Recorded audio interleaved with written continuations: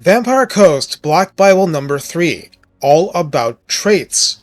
This chapter is all about the upgraded, souped-up Vampire Coast traits from the 6.3 improvements because these got cranked up a lot, and while they mattered before, now they offer completely different styles of play, provided you've built up the money required for them to have armies.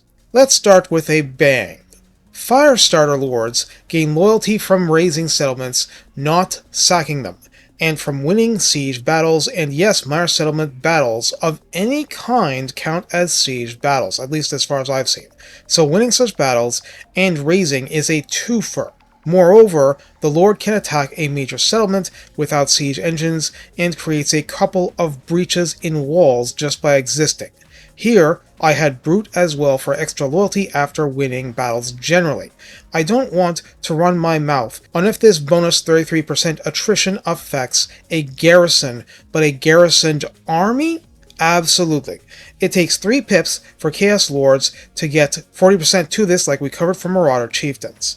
Here, it's for free.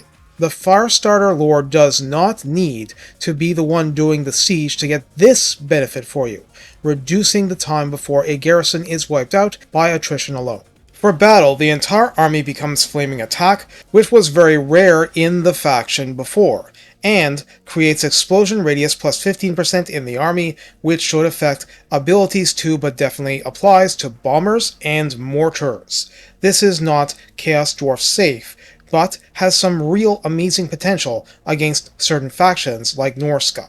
Flaming Hand Cannons. Oh boy. Instigator is at once perfect for stay-at-home admirals, and is good for going around fighting encounters at sea. These lords gain loyalty from recruitment, a single unit per turn will do, and from fighting other pirate lords in battles, such as encounters at sea battles. I don't think Raise Dead counts as recruitment for this purpose, but let me know.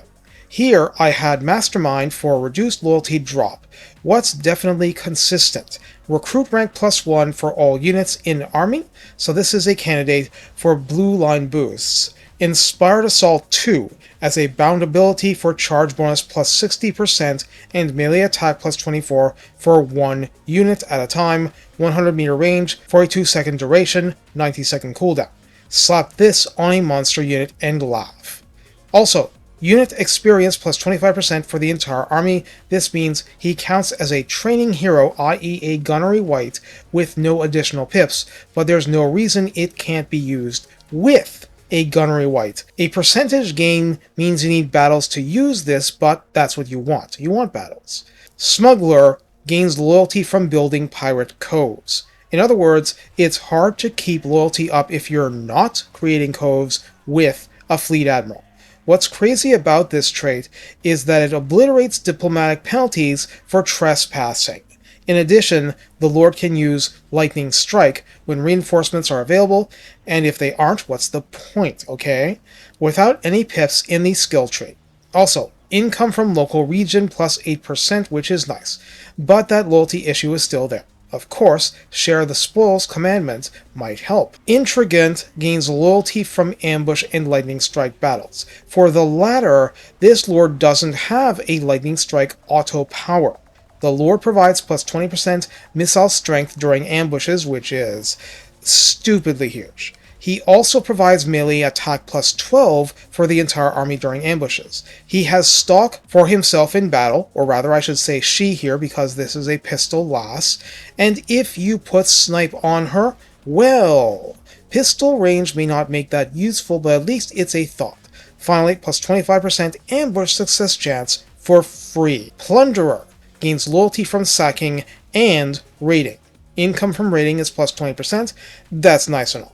Control -4 for enemy province to try and provide rebellions faster, and magic item drop chance +10%, which in the post 6.3 era is a big deal. Also, you don't get many sources of this. Murderer gains loyalty not just from defeating enemy armies, which means bonus loyalty over any you might get naturally, like with the spoils option in the post-battle options. That's a thing, it's not just casualty replenishment and selling captives, even though I pick one of those automatically. But wounding enemy lords in battle gets loyalty too. This one gains extra loyalty for winning battles regardless, so winning a fight is a loyalty machine. The Lord personally has melee attack plus 10, which is a big deal on a polearm Lord, weapon strength plus 20%, which is awesome for everybody, causes terror natively with no skill pips or items required, and enemy leadership minus 3 in local region.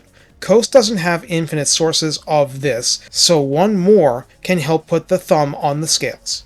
That's it for the generic lords. The legendary admirals have special ones all covered separately, and what I went over has 0 changes from polearm to pistol type and back. Take care, and have fun instigating murder, burning cities, and plundering all their stuff. Pirates really are general enemies of all mankind.